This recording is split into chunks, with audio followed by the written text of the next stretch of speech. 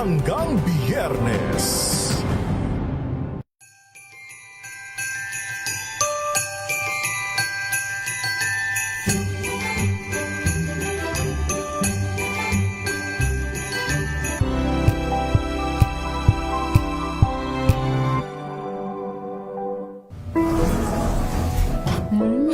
Amoy forever. Amoy LQ. Amoy New Cala Berry Blooms. Amoy Cala, amoy good vibes.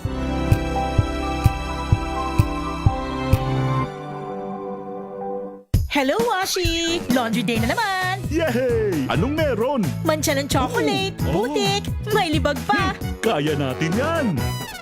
With Pride Washing Machine Detergent, may triple stain-away formula. Tanggal ang makapit, madikit, at madupit na dumit mancha.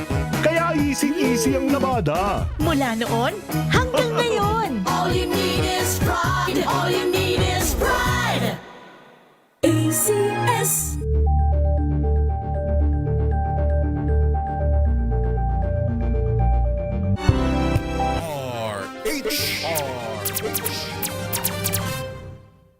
Oy, 3:06 ng hapon. Pabago ng panahon at mas maganda kung nakasabay ka. Hatid ng Department of Agriculture at Agricultural Training Institute. Programang magbibigay ng mga bagong karunungan sa agrikultura. Agri Ascenso, tuwing Sabado, alas 3 ng hapon. Mga eksperto ang makakasama mo sa DZRH Radio, DZRH TV at live din sa Facebook, YouTube at DZRH News website. Parang training na walang training fees. Kaya maging updated para tuloy ang Agri Ascenso. Yun, training na walang training fees para lamang po kayong naka-enroll sa College of Agriculture. Dito po sa Agri Ascenso. Magandang hapon sa inyong lahat. Kumusta kayo? Si Ka Henry Uri po ito. Ang ating mga kasama ay medyo busy at yung iba ay masama din ang pakiramdam. Kaya kahit tayo medyo uubo-uboy, pipilitin din nating makapaglingkod po sa inyo. Ano ho? Kumusta kayo? It's Saturday. Agri Ascenso po tayo at tayo ay magbibigay na naman ng importanteng paksa sapagkat ngayong Disyembre, patuloy nating itinatampok ang sustainableng pamamaraan ng pagsasaka at pangisdaan. Hindi lamang para sa food security ng bansa, kundi para rin sa matatag na hanap buhay ng ating mga magigiting na magbubukid at mangingisda. Kaya sa pagkakataong ito, bibigyan din natin ang isang makabagong paraan ng pag-aalaga ng hito. Yan, sarap niyan. At hito na gumagamit ng natural na pagkain, malinis na tubig at walang chemical. Okay? Layunin nitong makapaghatid po ng mas ligtas, mas masustansya at mas environmental friendly na isda para sa mga producers associations natin dyan sa Region 1. Ay ang makakasama natin ay ang chairman ng Philippine Catfish Producer Association at general manager ng Diegos Integrated Farm sa Sual, Pangasinan. At talakayin natin ang sustainable hito farming. Pero bago po yan, narito muna ang ating recap ng last Saturday episode. Napag-usapan po natin ang papel ng mga kooperatiba sa organic colored rice. Nakasama na natin, alala nyo, si Mario Alolosan, General Manager ng Don Bosco Multipurpose Cooperative sa North Cotabato. Naibahagi niya ang kanilang kooperatiba na naitatag at nai-register sa Cooperative Development Authority noong 2006. Ngayon ho, meron na siyang 144 members. May 125 organic rice producers at sa kabuuan may 214 na hectares ang kanilang organikong palayan. At ito'y patuloy daw pong lumalaki at lumalawak ang kanilang komunidad na nakatuon sa sustainable farming. Nagsimula ang kooperatiba dahil sa malasakit sa kalikasan at kalusugan na pinagtibay ng mahigit 3 dekada ng pagsasanay sa organic rice at iba pang pananim mula sa maliit na trial plots hanggang sa naging 5 hanggang 10 hektarya. Pagdating sa produksyon, ang kanilang kooperatiba po ay naglalaan ng training, technical assistance, monitoring at inspeksyon sa processing. Sila rin ang namamahala sa marketing, silang nag-uugnay sa lokal at international na merkado kaya nakapag-export na sila sa Hong Kong, Dubai, US at Poland. Sa kanilang kooperatiba, bago mabili ang palay, dapat miyembro o officially listed muna ang mga magsasaka. May staff na nagbibigay ng tuloy-tuloy na field-based hands-on training upang direktang makita ng mga magsasaka ang aktual na proseso at mabago ang kanilang mindset. Mahigpit din nilang binabantayan ang kalidad ng mga palay sa pamamagitan ng internal quality control system upang matiyak na organic talaga ang lahat ng pumapasok sa processing at walang halong hindi sumusunod sa pamantayan. Ipinakikilala din nila ang kanilang mga produkto tulad ng black rice, red rice at brown rice kaya't maraming health benefits ang organic at unpolished variety ng kanilang bigas. Sa kabuuan, tinampok ni Sir Mario na ang Don Bosco Multipurpose Cooperative ay nakatuon sa pagkakaisa at dedikasyon sa organic farming na nagbubukas ng mas malinis na produksyon, matatag na kabuhayan at mas malawak na oportunidad sa lokal at international na merkado para sa mga magsasaka. Yan ang ating pag-usapan last Saturday. Narito naman ang ating mga agribalita. Mga balitang kailangan mong malaman sa Agri-Balita. Agribalita mula po sa DA at sa ATI. Ako na rin po muna maghahatid sa inyo nito. Matagumpay na nagtapos ang 150 na mga kabataang magsasaka sa National Youth Internship Program on Organic Agriculture o YIPOA noong December 9. Kabilang dito ang 85 out-of-school youth na nakapagtatag ng sariling organic agribusiness matapos ang 21 buwang pagsasanay. Ayon kay Secretary Laurel ng DA, mahalaga ang papel ng kabataan sa modernisasyon ng agrikultura. Patuloy namang pinalalakas ng GIPOA ang bagong henerasyon ng mga magsasakang handang magtaguyod ng sustainable at matatag na sektor. Samantala, patuloy pa rin ang pagpapalawak ng benting bigas sa Maguindanao del Norte, kumpleto sa 82 provinces. Para sa iba pang updates at anunsyo mula sa kagawaran ng pagsasaka, i-follow ang kanilang Facebook page sa DA Central Philippines at bisitahin ang kanilang official website sa da.gov.ph. Mula sa ATI, matagumpay din sinagawa ang Phase 3. Phase 3 ng Agritech Innovate kung saan 5 universidad ang nagtagisan sa pagpresenta ng kanilang mga makabagong prototype. Kabilang sa mga lumahok ang St. Mary's University sa Bayumbong, Cavite State University sa Naik, Aklan State University at University of Science and Southern Philippines sa Cagayan de Oro Campus, Mindanao State University sa Iligan, kung saan binabati natin ang lahat ng kalahok sa husay, talino at inobasyong kanilang ipinamalas.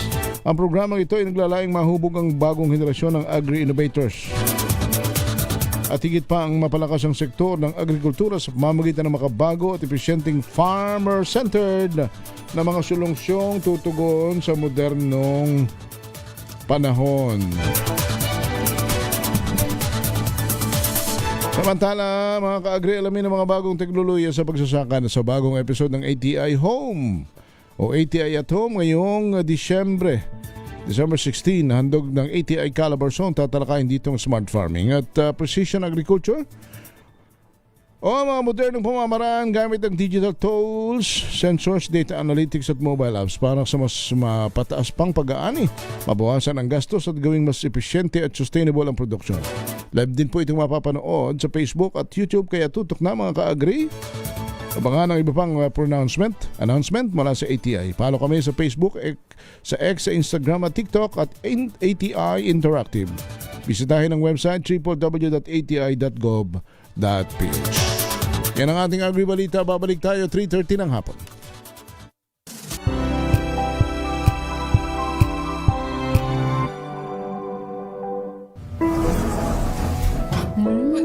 Amoy forever. Amoy LQ. Amoy New Caleb Berry Blooms. Amoy Kala, amoy good vibes.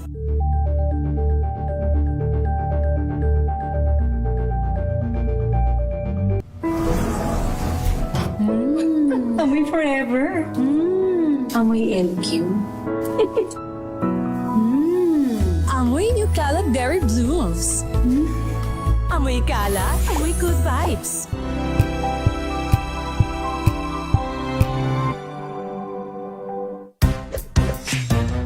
galing-galing mo. Smart dishwashing paste ko. Pritong ulam na masebo, plato o kaldero. Tanggaling for everyday. Ganyan pag smart ang dishwashing paste. May double tanggaling formula. Tanggal ang sebo, tanggal ang bakterya. Bahit para walang bahit, linis fantastic sa metal at plastic. Number 1 ko to. Tanggaling-galing mo. Smart dishwashing paste. ACS. Jiggy Manikad po. Bilang isang broadcaster, malaga sa akin ang tamang impormasyon sa lahat ng bagay, kahit sa kape, mapanuri ako. Kaya dito ako susubukan ng MX3 Coffee. Ito'y low acid, cholesterol free, at may vitamin C plus calcium. Sigurado ako sa MX3 Coffee. Dito ako bilib. Wow, ang saya. Isang barangay na labada, puro mancha pa. Goodbye, pahinga. Mommy, isang laba lang yan sa Pride Bar Blue. May powerful stain-away enzymes na malupit sa dumit mancha. At di masakit sa kamay. Isang laba lang yan. Hello, pahinga. Hello, Pride Bar Blue. ACS. Tinesting, sinuri, siniyasan. Ang resulta? Super effective ang Shield sa pagpatay ng bakterya at virus. Shield Antibacterial Soap. Believe ang mga eksperto sa Philippine Nurses Association. At si Mami, Tiwala ako sa Shield. Shield Antibacterial Soap. Napatunayang mabisa. Ang mga nurse, tiwala. ACS. Amoy forever. Amoy LQ.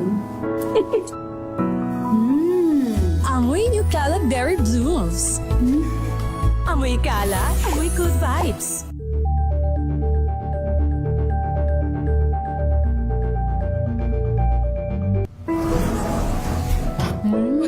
Amoy forever. Amoy LQ. Amoy New Calab Berry Blooms. Amoy kala, amoy good vibes. Sa lahat ng bagay, simula pa lang, siguraduhing max protection na. Kasi pag kulang ang proteksyon, baka madaling masira.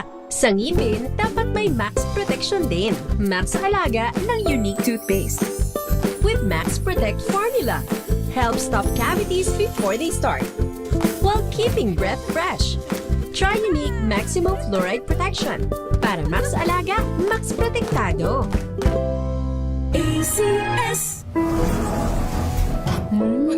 Amoy forever. Amoy LQ. Amoy New Calab Berry Blooms. Amoy kala, amoy good vibes.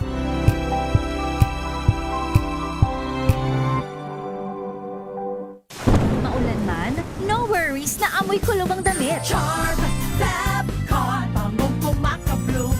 Tanggal amoy kulog sa bango ng charm. Kaya gamit ko, Charm Fab Con with Bloom Fresh Technology. Kills 99.9% of kulob-causing bacteria. May aroma burst pa of thousands of flowers and berries. Ang sampay sa loob, no amoy kulob. Pangong kumakabloom sa charm. Charm Fab Con. ACS. Bagay na dapat alam mo, hatid ng Agri Asenso. Tutukan ang Techno Tip. Mga ka-agri, alam nyo ba? Pwede nang maging moderno at sustainable ang pagpapalaki ng hito kahit sa maliit na bakuran. Sa tamang setup gaya ng aquaponics o maayos na palaisdaan, mabilis lumaki ang hito. Pwede pang sabayan ng gulay. Mas tipid sa tubig, mas kaunti ang kemikal. Kaya sabay ang ani, sabay ang kita. Mga bagay na dapat alam mo, hatid ng Agri Asenso. Yan. Okay, sige. Ay, paborito ko din yan eh. Naku, sarap. Ginataang hito. Na naglalangis-langis. Ay, alam po ba ninyo nga ang ating mga kakasama ay isang, naku, magaling ito. Isang retired Marine Deck Officer. Chairman ng Philippine Catfish Producer Association sa Region 1. General Manager ng Diego's Integrated Farm. learning site. Ito ho ng agriculture since April 2025. Local farmer technician din po ito. Ang ating kasama ay si retired Marine Deck Officer Lawrence Yanday Diego. Sir Lawrence, magandang hapon po sa inyo. Welcome sa Agri Ascenso. Si Henry Uri po ito. Hi, sir. Hello, good afternoon po, Sir Henry. Ayan. Good afternoon po sa inyo, sa DCRH, sa Agri-Negosyo, at ganoon din po sa EPI at sa kanyang mga taga-subaybay. Good afternoon po. Good afternoon, sir. Kayo'y nasa Pangasinan ngayon sa Suwal. Yes po, sir. Opo. Yung bang Suwal ay saan malapit pa ba yun sa malayo na yan sa saan ba yung malapit? Malapit na sa Ilocos o dito pa lang sa makalagpas ng Tarlac? Parang sa norte na ho yan, ano ho? Yes po, dito po kami papuntang Alabinos. Malapit po kami sa Harad Island. So ano na kayo? Sa paitaas na kayo? Panorte na kayo? Oho. Hindi ba tayo naririnig ni sir? Opo. Teka. Yes, po. May headset ba kayo? Oo. Yan. Para siguro, papalagyan natin ng headset si sir. Para, delayed ba tayo ron? Okay. Sige, balikan natin. Ayan, okay. Sir Lawrence, opo.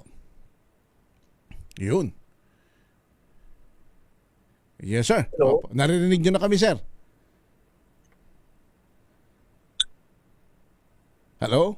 Narinig ko ba kayo, sir? Ayan, malinaw na tayo ngayon. Malinaw na. Sir, yung Suwal ba ho, kwan yan? Medyo bulubundukin ba yan? Hindi naman. Patag. Di pa kasi ako nakarating ng Suwal eh.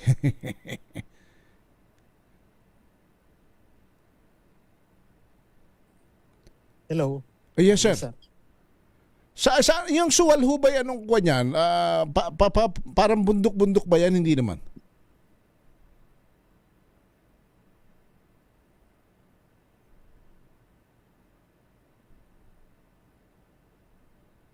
Hindi ba tayo pumapasok doon? Sir, medyo choppy kayo, sir, saglit. Oo nga, oo. Sige. Hello, sir? Ayan, okay na, sir. Okay na. Yan. Malinaw na, sir. Yes po, okay. Apo. Maliwanag na po. Okay, sir, ganito. Matagal na kayong nag-aalaga ng hito?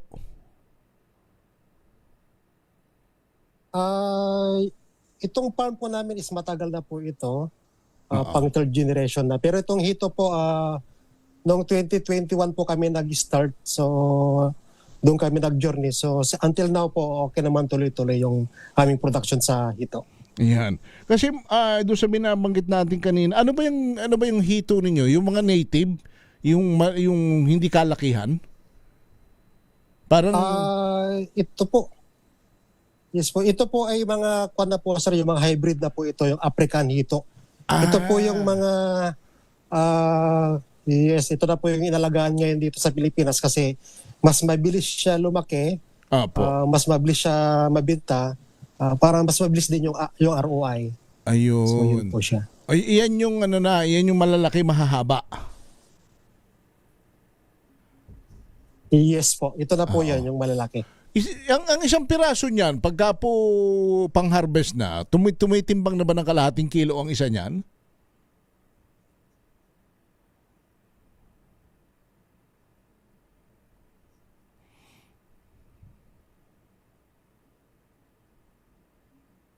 Hello, sir. Oo. Yung isa niyang hito, tumitimbang na ng kalahating kilo? Yes po. Yes po, ang market size po nito is 300 grams to 500 grams po ang market size po niya. Opo, yun. Ang kagandahan po dito sa African hito, hindi po siya nakakatibo. Kahit na matinik ka, hindi masakit. Unlike doon sa native, pag natibo ka doon, talagang masakit. Dito po sa African hito, hindi po. Kaya mas sip siya alagaan, at the same time, mas mabilis lumaki, mas mabilis po maibenta sa market. yung inyong palaisdaan ng hito, fish pond ninyo, gaano kalawak? Ito, nasa 2 hektarya po yung hituan namin, aside doon sa mga taniman namin ng gulay at saka yung doon sa mga palay. So yung hito po is nasa 2 hectares po siya. Puro hito ho, alam mo, walang dalag o walang ibang isda?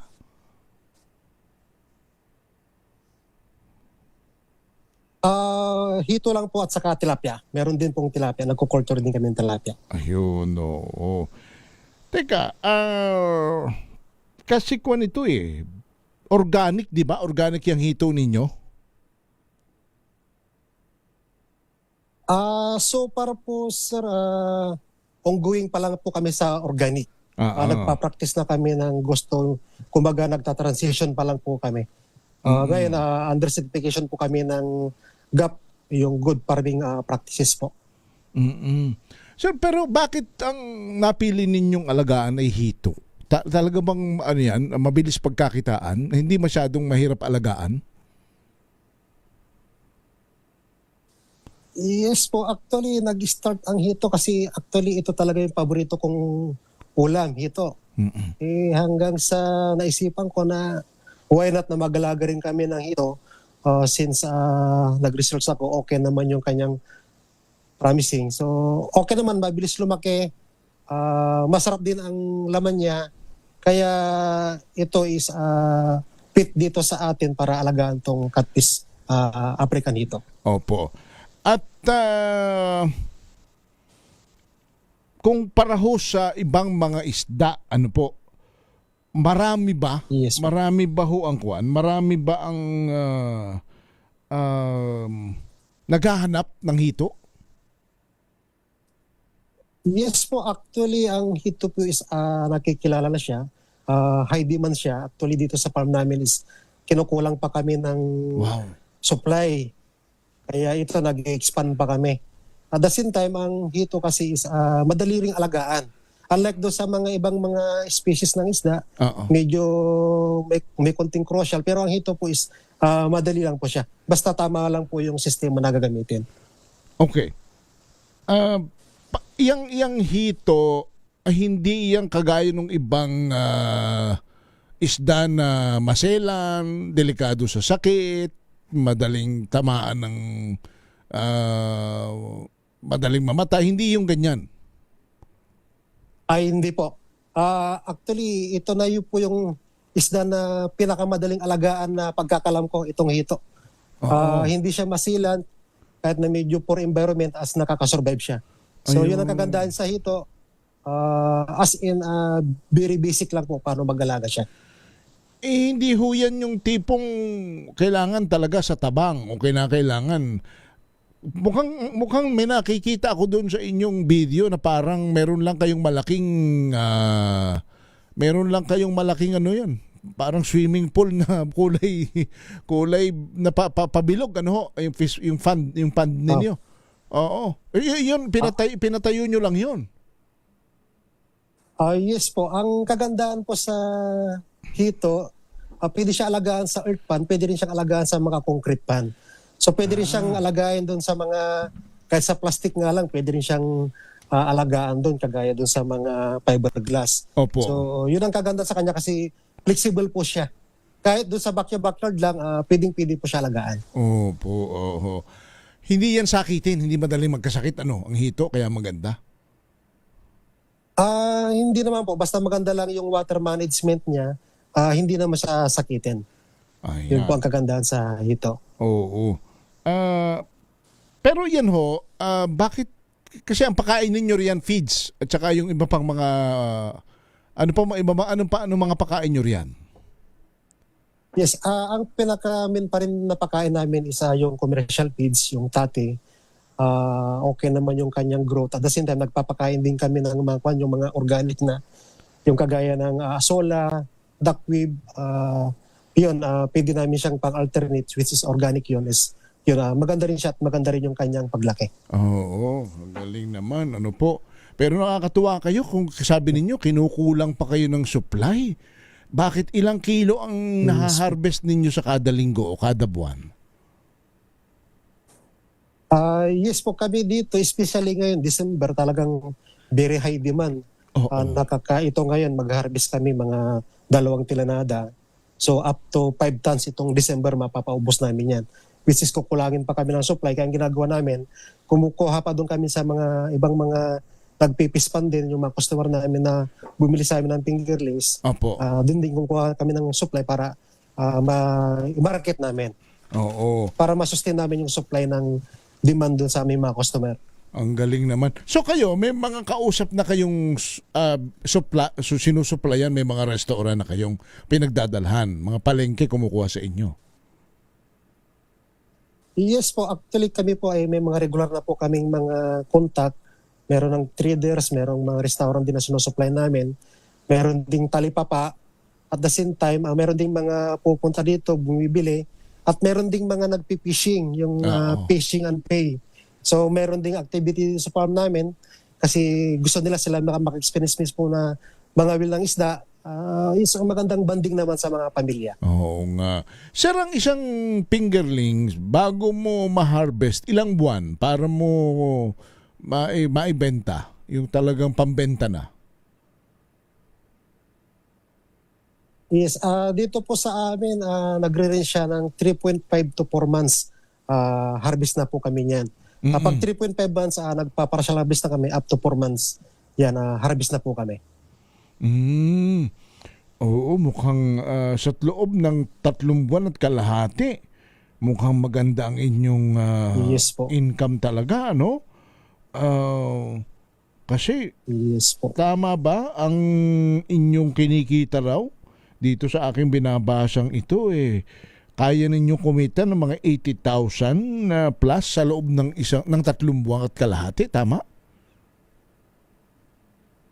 Yes po. Sa isang pan po lang po yan. Sa 500 square meter po yan is yan po ang kinikita namin. Net income na po yan. Yes po. Sa 500 square meter?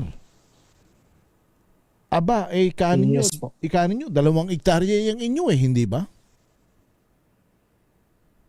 Yes po. Pero hindi naman po lahat sabay-sabay yon. Kumbaga, kumbaga para ma-maintain namin yung supply, every month nag-harvest po kami. Pero pag ganitong mga December o kaya yung mga during yung summertime, talagang mataas ang demand. Kaya talagang harvest kami ng harvest po niyan. Sir, ang hito hubay all year round, kumbaga walang lean month yan, basta alaga ka lang ng alaga, walang pinipiling buwan yan. Meron din po. Mabinta po ito pag nag-start na siya ng bear month. Yun, up to summer na po yun, mabinta na po siya. Especially pag December o kaya yung mga mahal na araw, ganyan. Ayan, napakataas po ang demand niya. Pero, yes, pero pag during rainy season, yan, medyo humihina po yung market. Medyo slow down na rin po kami pag ganung mga buwan. Yung mga ghost month yan. Nagbabawas na kayo ng alaga pagka ganon? Yes po. Tinatiming na po namin yan. Nag-aalaga pa rin kami kasi meron naman kami mini-maintain na sinusupply na customer. Kaya yun nga lang, medyo mas konti na lang po. Unlike pag pa-summer na yun, talagang tinatasan namin yung supply. Sir, sa 500 square meter na hituan, 500 square meter, magkano ang mga kailangan nating kapital at ano ang mga kailangan nating anong tawag rito, itayo o para magkaroon tayo ng hituan sa isang 500 square meter? Ano yung mga dapat unahin, kumbaga? Ano ang kailangan mo ng... Kasi kayo yata may ilog kayo ano? Yes po, meron po kaming solar pump. At the same time, meron din kaming bukal. Kaya medyo maganda yung supply ng tubig namin. Sige. Kaya yes, maganda po yung water management po namin. Very good. Sir, pagbalik natin, turuan nyo nga kami ng step by step na pag-aalaga ng hito para sa ating mga nakikinig. Yes, paano ba? Kasi mukhang ang ganda nung kung 500 square meter, kikita ka ng 83,000. Sa 1,000 square meter, kikita ka ng doble. kung meron kang tatlong 500, not bad, di ba? May tatlong 80,000 ka sa loob ng 3 buwan. Pwede ka na talaga mag-retire noon. Magandang retirement na yun. Sige sir, we will be right. Pagbalik natin, magturo tayo paano mag-alaga ng hito, ano mga dapat itayo, magkano ang kapital. Diyan lamang po kayo. 35 minutes makalipas ang 3:00 ng hapon.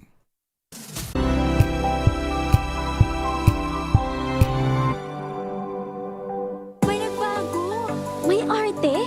May budget?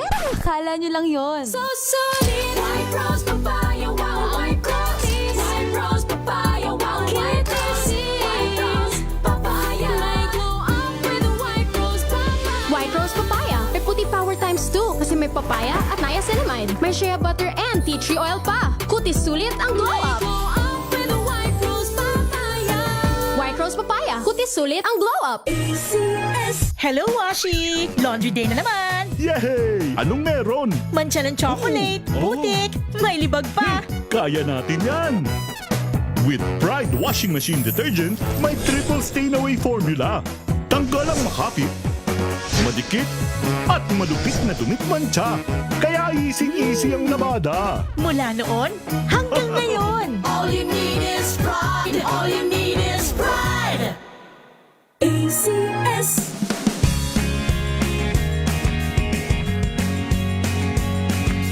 Now we are unboxing MX3 coffee.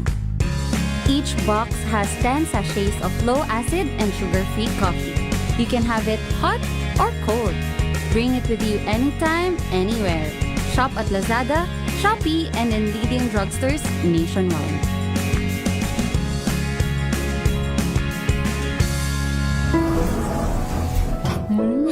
Amoy forever.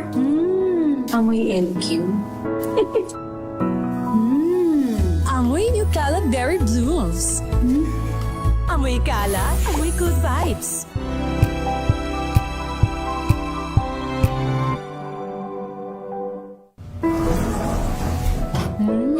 Amoy forever.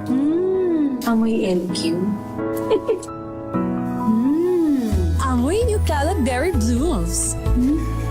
Amoy kalat, amoy good vibes.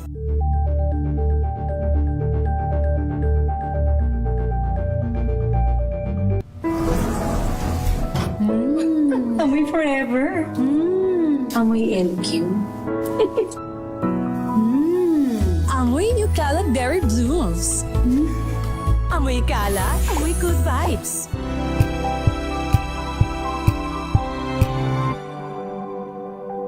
Wow, ang saya. Isang barangay na labada, puro mancha pa. Goodbye, pahinga. Mommy, isang laba lang yan sa Pride Bar Blue. May powerful stain-away enzymes na malupit sa dumit mancha. At di masakit sa kamay. Isang laba lang yan. Hello, pahinga. Hello, Pride Bar Blue. ACS.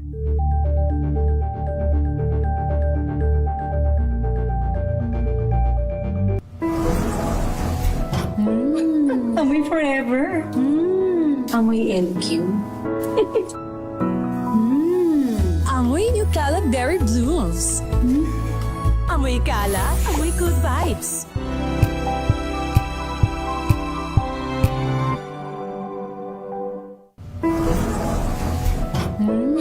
Amoy forever. Amoy LQ. Amoy New Caleb Berry Blooms. Amoy kalat, amoy good vibes.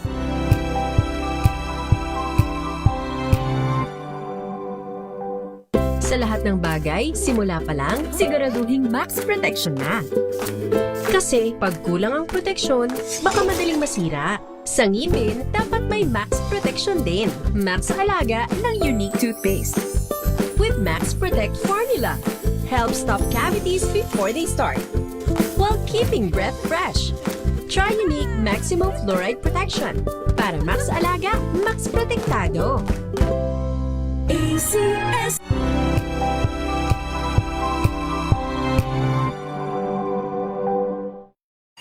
Mga balitang gigising sa inyong umaga. Mga balitang kailangan mong malaman. Mapapakinggan sa ACN. Alright, balik tayo sa ating Agri-Asenso Techno-Tip number 2. Mga bagay na dapat alam mo, hatid ng Agri-Asenso. Tutukan ang Techno-Tip.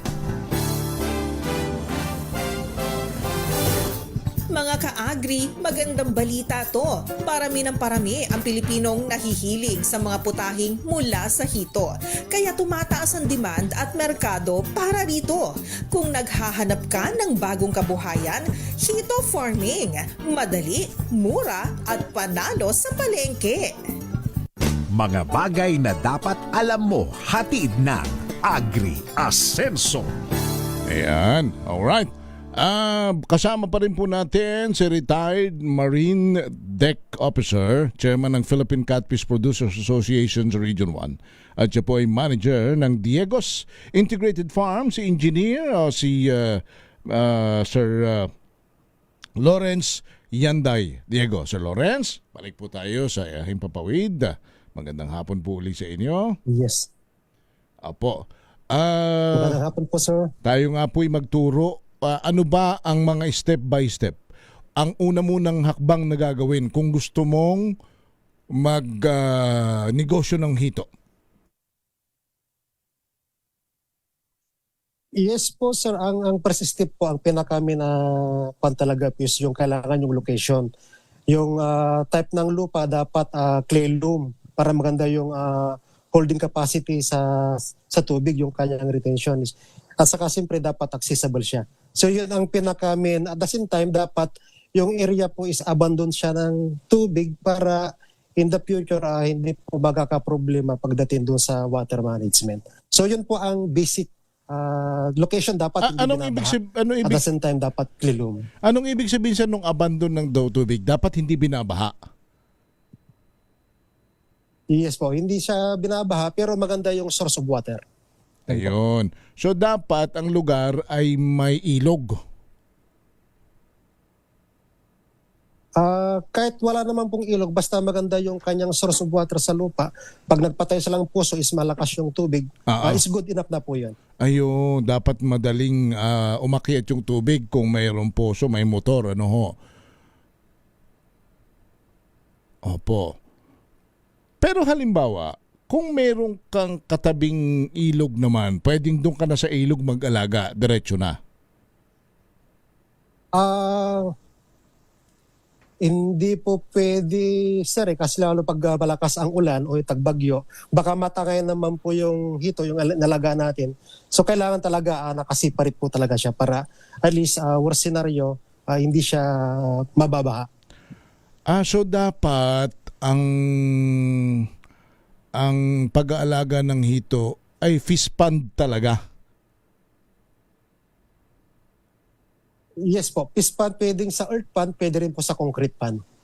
Oo, yun. Yung earth pond, yun yung parang ilog pero hindi mismong direktang ilog.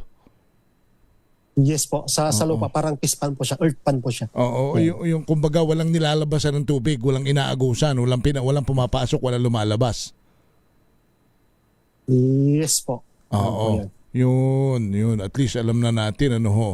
Pero saan pagka halimbawa, o sige, doon muna tayo sa walang earth fund, concrete fund. Ano ang ideal na size ng concrete fund? Ano ang ideal na size at mga magkano ang magagastos?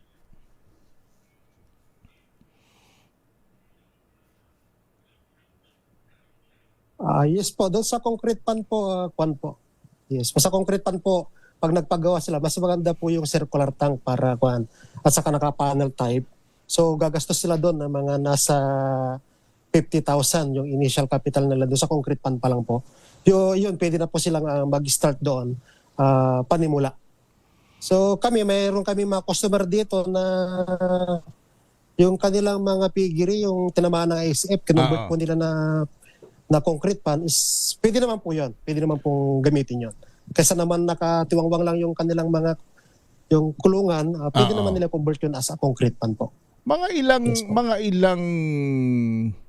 mga gaano kalaki ang dapat panimula at mga ilang hito ang kasya dapat na alagaan kung magsisimula ka lang.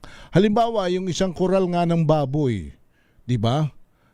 May partition yun eh. Yes po. Yes po. Yun po pwede na yun, ano. Pero mga ilan ang pwedeng alagaan doon?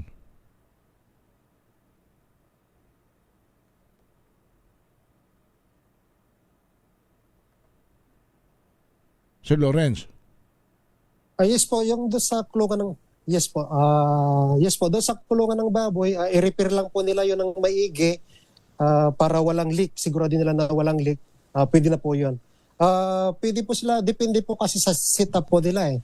Pero pwede na sila mag-start doon nasa 20,000 to 30,000 is good enough na po 'yon up to hanggang sa pakakain na po 'yon. Pag mga backyard farming lang po, pwede na po 'yon sila mag-start. Pero yung binabanggit ninyo, kung magpapatayo ka ng concrete fund dahil wala ka namang koral ng baboy, yung circular type, kailangan gagastos ka at least mga 50,000. Kasama na lahat ho. Yes po yun. Sa circular po, 50,000 po yun. Yung kasi yung magandang design, pwede na po yun. Mag-start sila sa 5 meters diameter, which is nasa more or less 50,000 yung magagastos nila. Ayun, pwede na sila po doon na mag-start ng small business. Kasama na ho ang fingerlings doon, ang pakain, hanggang ang mga motor na kailangan, hanggang sa maka-harvest 50 mil kasya na. Opo, sa concrete pan pa lang po yun. Kung magpapagawa po kayo ng circular pan, kumbaga 50,000. Pero kung plus kung ipa-plus mo lahat ng gastos, mga magkano? Mga mga 120,000 po lahat. Kasama na po yung fingerlings, pakain. Kasama yung concrete pan. Kasi yung concrete pan po kasi is, kumbaga fixed cost po kasi yun. Pwede na po silang panimula doon. 120,000. Okay. Yes, yung 120,000 na yon, ilang hito ang kaya mong buhayin hanggang sa mabenta? Yes po, doon sa 5 meters diameter po yun is nagkakarga na po kami doon ng mga 2,500 up to grow out na po yun. Yung 2,500 na po yun na fingerlings. Okay. Tapos, after 3 months, maha-harvest mo na yon. Yes po, ang sa concrete pan po, medyo mas madili lang konti yung kanyang paglaki. Kasi kumpara sa earth pan kasi talaga mabilis po talaga doon ang paglaki compare sa concrete pan. So mayroon siyang konting delay. Siguro na po prolong siya mga 4 to 5 months naman pagdating sa concrete pan yung pag-aalaga. Oo. Pero yung iyong alagaan na mamumuhunan ka ng 120,000 sa loob ng 3 buwan, kikita ka na ba noon at magkano ang kikitain mo? Yes po, actually siyempre yung unang puhunan po doon sa concrete pan pa lang medyo malaki-laki na po yun. For sure, sa service po hindi pa po talaga kikita yan. Kaya hindi po talaga tayo mag-expect na kikita kaagad. Siguro mga 2 cycle, yung pangalawa, pangatlo, doon pa lang tayo kikita. Ayun. Yung pangalawang cycle na po, for sure yan, kikita na po yan nasa 30 to 40% based doon sa capital na fingerling sa mga feeds. Oo. So ibig mo sabihin, kung meron kang kapital na 120,000, mababawi mo na lahat yan at tutubo ka na sigurado sa loob ng 1 taon. Kuhang-kuha mo na at may tubo ka na. Yes po. Basta tama lang po yung gagawin nilang proseso sa pag-aalaga. Kasi medyo din pagdating sa concrete pan. Kailangan din ng lab tender ang care pag-aalaga. Kasi baka mamaya mali yung kanilang proseso, baka ma-failure sila. Pero kung maganda yung sistema, yung feeding management, water management, for sure sa 1 taon po, bawing-bawi na po, may kita pa po. Mukhang kanina pa po nababanggit ninyo yung water management. Mukhang yan ang critical, yung water management,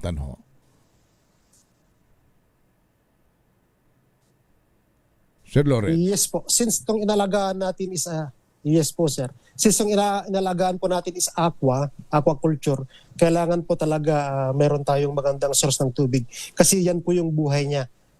Kailangan palaging malinis yung tubig para iwas sakit at the same time mas masigla po yung isda.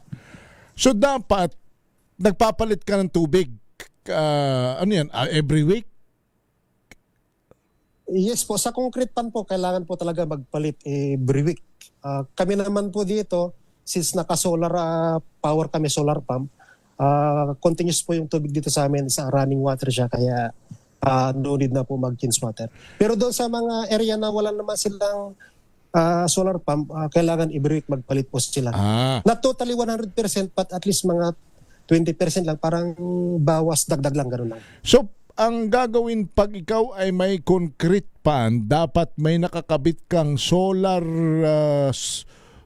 powered na tubig na dire-diretso ang agos para hindi naluluma yung tubig, kumbaga hindi napapaanis. Continuous flowing yung tubig galing doon sa water source. Yes po. Actually kami dito, ganun po ang sistema namin. Pero yung mga ibang mga farmers, kumbaga not necessary naman na kailangan may solar. Kumbaga kahit na walang solar, kahit na hindi naman napapalitan palagi, at least every week, bawas dagdag lang po is good enough na po yun para maganda yung water management niya. Pag nagbabawas ka ng tubig, gaano ang itinitira mo? Nang magtitira ka nung kapantay ng mga alaga mong hito lang bago mo dagdagan? Kami po, nagbabawas lang po kami ng 20%. Tapos dagdag kami ng 20%. So ganun lang. Hindi naman siya totally 100% na change water. Ayun. So at least pag nabawasan at nadagdagan mo ng 20%, malinis na uli 'yon. Yes. Good enough na po yun para maganda yung kanyang pag-growth ng hito. Naglalagay ba kayo ng parang kung sa aquarium yung pang-chemical na pampalinis? Hindi. Kami po dito, naglalagay po kami ng mga good bacteria, yung mga good organism, yung mga probiotics para pang-compensate naman doon sa mga ammonia, doon sa mga tira-tira nilang yung mga pathogens. Para yun naman yung panglinis doon sa tubig. Yun din ang kagandahan dito sa fish pond kasi pwede namin pandilig doon sa aming mga gulayan, sa aming palayan, which is napakaganda naman po sa halaman. Kumbaga is naka-integrate siya doon sa aming mga tanim. Yung hindi kayo naglalagay, di ba? Sabi, maglagay ka ng janitor fish kasi panlinis yan eh. Yan ang kumakain ng mga dumi-dumi. Naglalagay ba kayo ng janitor fish? Yes po. Dito sa practice po namin, hindi po sir eh. Kumbaga ang nilalagay po namin yung mga probiotics po. Probiotics. Which is available. Yes po. Oo. Naku, napakaganda niyan. Okay. Yes po. Pasensya na kayo at inilaymans natin itong ating discussion kumbaga kasi yung mga nakikinig sa atin, kung halimbawa na ikukumpara mo sa pag-aalaga ng baboy ang pag-aalaga ng hito, alin ang mas magandang pagkakitaan at mas madali? Mas maganda po talaga ang hito po kumpara sa baboy. Unang-una, wala tayong kaaway na kapitbahay dito sa hito. Kasi yung tubig nga is instead na itatapon na lang, ginagamit pa namin pandilig, is meron pang natural organic doon sa aming halaman. So isa yun. At the same time, kumbaga sa hito kasi pwede kanya itong patulugin. Doon sa hito kasi doon sa baboy was na meron isang nagkasakit, talagang medyo masakit sa medyo walang peace of mind. Dito sa hito po is relax lang po dito. Chill lang po ang pag-aalaga. At the same time, nag-i-enjoy pa. Hindi yung pag-aalaga ng hito, hindi ho yan 24/7 babantayan mo. Hindi ganon. Hindi po. Saka lang namin kinikit yan pag yung nagpapakain lang kami, yan. Doon lang po. Pero everyday, kailangan ma-check mo rin. Baka mamaya may nakalutang na, may nalaso na, mayroon ng may sakit, di ba? Araw-araw din. Yes po, kailangan everyday po. Pero everyday po. Tuwing nagpapakain po kami, doon, sinasabay na rin po namin yung pag-inspection kung okay pa yung tubig, maganda pa yung kanilang mga performance. So doon naka-monitor din po kami. Ano ang itsura ng hito na may sakit?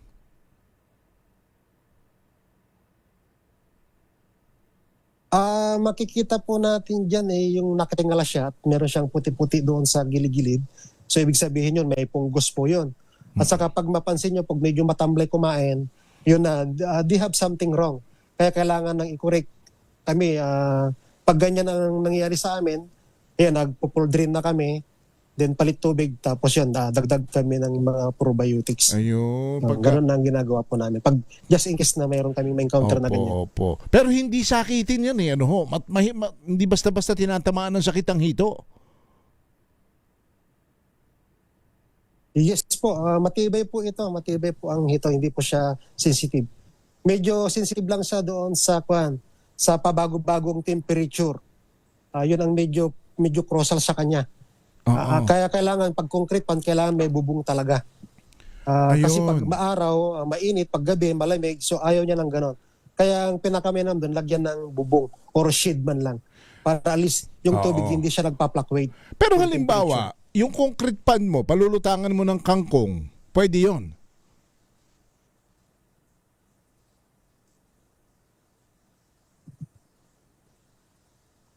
Hello, si Lawrence. Naku, naghang na yata. Sir? Naghang na ba si Sir Lawrence? Sir Lawrence? Oo, mukha naghang na. Pakikuan nga kamo, pakitawagan sa telepono, naghang siya. Kasi di ba yung iba ho, siguro makaka-relate sa atin yung mga nag-aalaga ng hito. Ginagawa ay nilalagyan ng water lily, ng kangkong sa ibabaw, para nagsisilbing lilim, although may bubong naman, pero yung iba, mga ganun ang ginagawang diskarte pwede ba kaya yun? At saka kailangan ba may net para hindi malaglagan ng kung ano-anong mga organismo? Hindi ba? Oo. Andiyan na uli ba siya? Si Sir Sir, ayun! Oo. Narinig niyo ulit ako, sir? Yes po. Apo. Kanina ho? Yes po, narinig po kayo. Kanina binabanggit ko yung bang concrete pan pwedeng lagyan ng kangkong o water lily sa ibabaw para pinakalilim?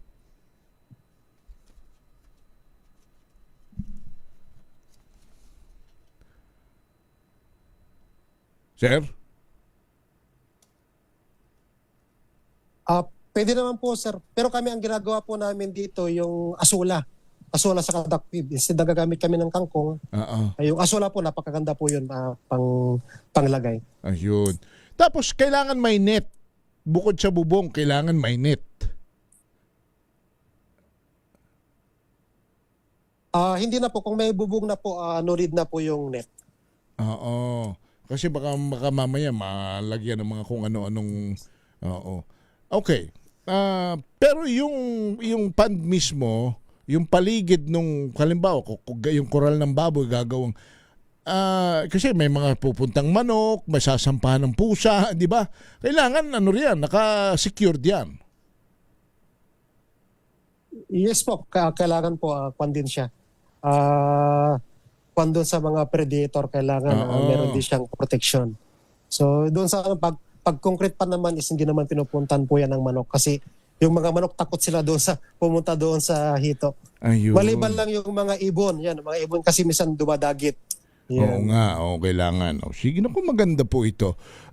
Ang daming mga kababayan nating ngayon nakatiwangwang kasi yung koral. Bakit hindi nila subukang i-divert sa paghihito? Sayang naman. Oo. Sir, kung mayroong, kaya lang, kulang nakakanin nyo kayo sa supply, baka mamaya pag sinabi kong umorder sa inyo, lalo kayong problema sa supply Pero yung mga magpapaturo, alam ko, bukas naman kayo sa pagpapaturo. Paano po kayo makokontak? Meron ba kayong, saan ba kayo? Facebook, may Facebook kayo para mabilis?